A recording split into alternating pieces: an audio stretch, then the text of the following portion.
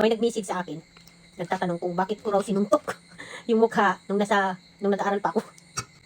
Alam niyo guys, natatawa ako. Pag naalala ko yun, natatawa talaga ako.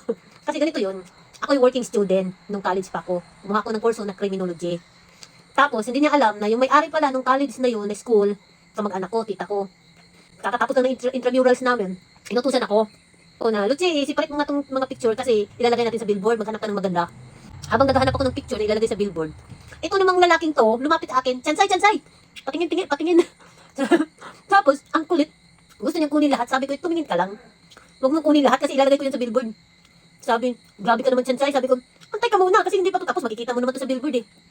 Abay, nagagalit kasi gusto talaga kunin yung lahat ng picture. Hindi naman pwede kasi nagsusort pa ako ng mga picture na ilalagay sa billboard eh. Alam mo, nagagalit siya. Sabi niya, ang yabang mo, Chansay. Akala mo kung sino ka, working student ka lang. Ganun ang sabi sa akin.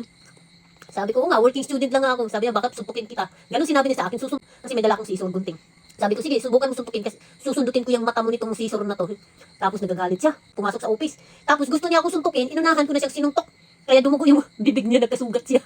Tapos, ito namang mga kasamahan kong working student, pati yung teacher, lalo na yung mga working student na kasama ko, yung mga estudyante na nandoon, hinawakan yung damit ko. Kaya punit yung damit ko at nasuntok ako sa ulo. Paano ako makasuntok? Hinawakan yung dalawang kamay ko.